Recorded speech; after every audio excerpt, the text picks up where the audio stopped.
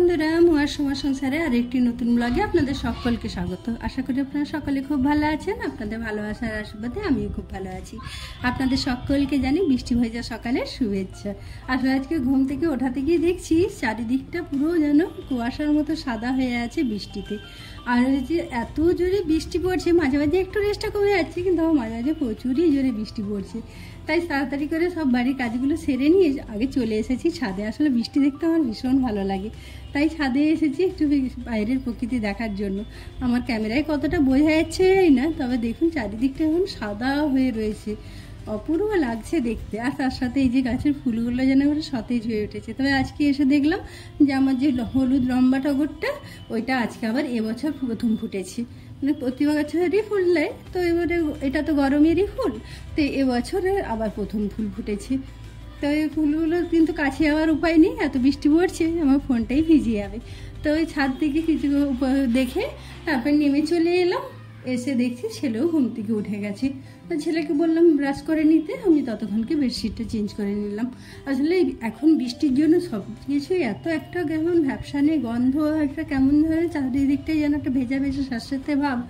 আর এই যেন সবই যেন মনে হয় যেন ময়লা ময়লা। তাই ওই 2-4 দিন ছাড়া ছাড়াই বেডশিটটা না চেঞ্জ করলে কেমন যেন গন্ধ লাগে, তো তাই চেঞ্জ করে নিলাম। তো একটা বেডশিট আমি আগে বিছিয়ে রাখি, তার ওপরের বেডশিটে বারবার চেঞ্জ করি। এতে কি হয়, মানে বেডশিটটা অনেক বেশি টান টান হয়ে থাকে।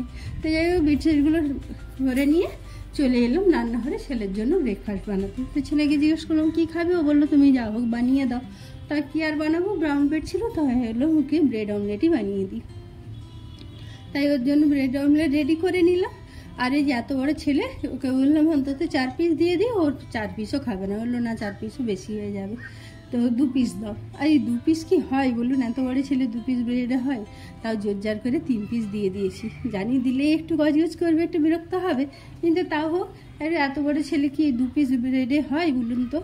তো যাই হোক ওর জন্য ব্রেড অমলেট বানিয়ে ওকে দিয়ে দেবো, দিয়ে তারপরে আমি আবার যাব সান পুজো সারতে। তো আমি আর অন্যদিন সবজি একটু দিয়ে দিই, ভেজিটেবল দিয়ে দিই, তো আজকে ভেজিটেবল কিছু ছিল না, তাই আজকে শুধু পেঁয়াজ আর কাঁচা লঙ্কা দিয়ে ব্রেড অমলেটটা বানিয়ে দিলাম। ছেলেকে তো টিফিন দিয়ে দিলাম, দিয়ে আমি স্নান করতে চলে গিয়েছিলাম, যে স্নান পুজো সেরে এসে সোজাই চলে এলাম রান্নাঘরে। তো আজকে ঠিক করে রেখেছি খিচুড়ি করব, কারণ বাইরে এত বৃষ্টি পড়ছে, এরকম ওয়েদার দেখলেই মনে হয় একটু খিচুড়িই খায়। ওর বাবাকে ফোন করে জিজ্ঞেস করলাম, ওর বাবাও বললো যে হ্যাঁ করতে পারো, কারণ এই বৃষ্টির জন্য কাজ হয়নি, কাজ বন্ধ হয়ে গেছে।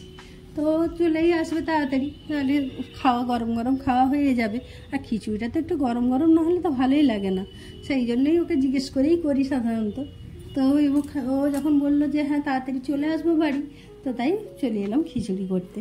আর এই যে একটু সয়াবিন ছিল, ভাবলাম একটু সয়াবিনগুলো দিয়ে দিই। আসলে সয়াবিনটা ও পছন্দ করে না, ওগুলো খুব একটা দেওয়া হয় না, তো আজকে ঠিক করলাম যে না আজকে একটু সয়াবিন দিয়েই করবো। তাই খিচুড়ি বসিয়ে দিলাম, দিয়ে ওই খিচুড়িটা বসাচ্ছি, দেখছি বেল বাজলো।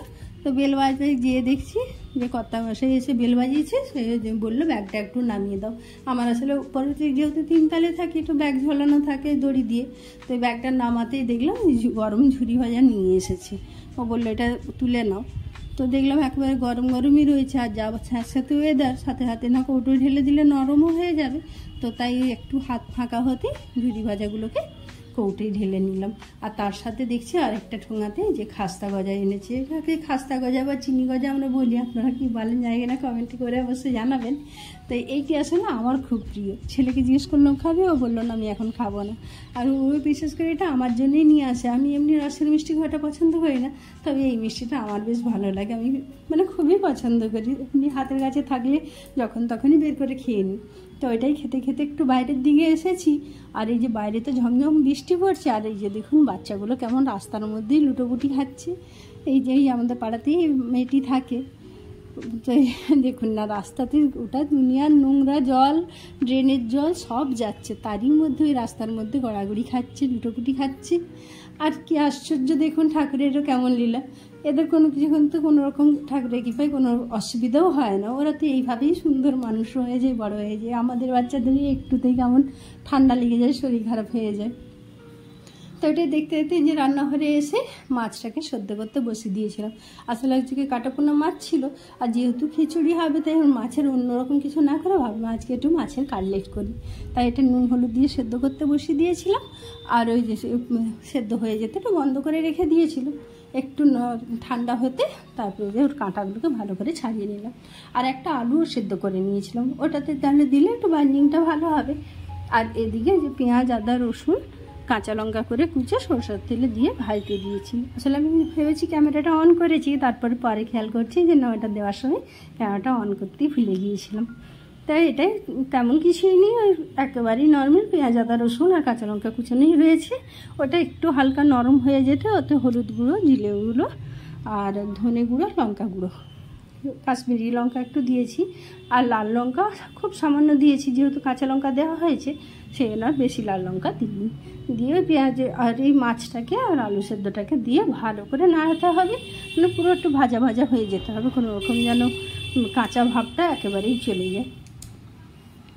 এই যে একটু ভালো করে ভাজা হয়ে যেতে তাতে দিয়ে দিলাম 1 চামচ কর্নফ্লাওয়ার।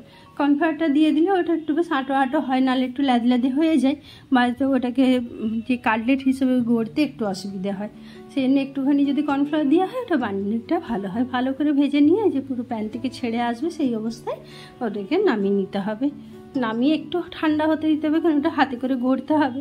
আর ওইটা ঠান্ডা হতে হতে এদিকে আমি একটা ডিমকে সামান্য নুন দিয়ে ফেটিয়ে নেবো, আর এই যে বিস্কুটের গুঁড়ো নিয়ে নেবো।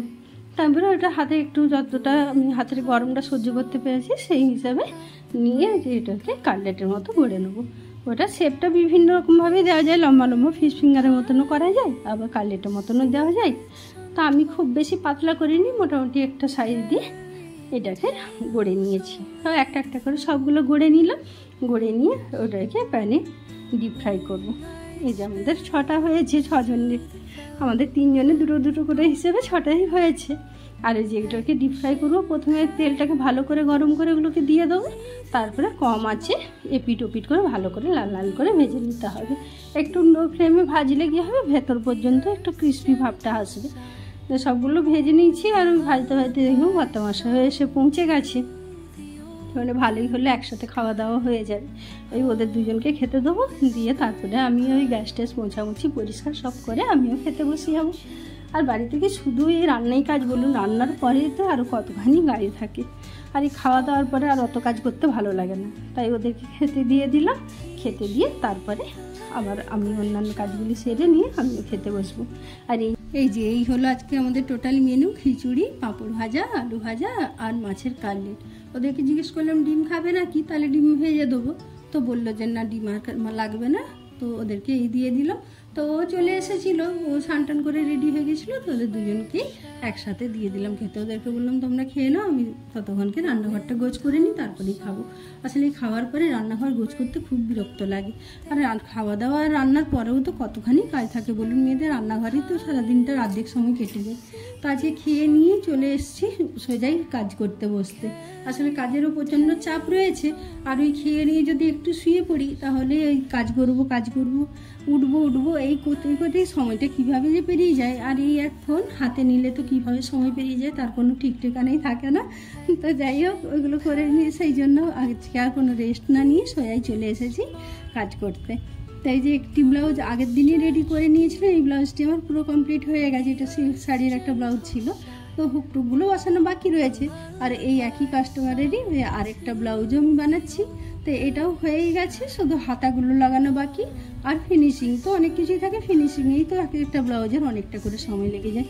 তো যাই হোক ভিডিওটা এখানেই শেষ করলাম। কেমন লাগলো অবশ্যই কমেন্ট করে জানাবেন। যদি ভালো লেগে থাকে তাহলে প্লিজ একটা লাইক করে আমার চ্যানেলটিকে সাবস্ক্রাইব করে আমার পাশে থাকবেন, ভালোবাসা দেবেন। আর ভিডিওটি দেখার জন্য অসংখ্য ধন্যবাদ। ভালো থাকবেন, বাই।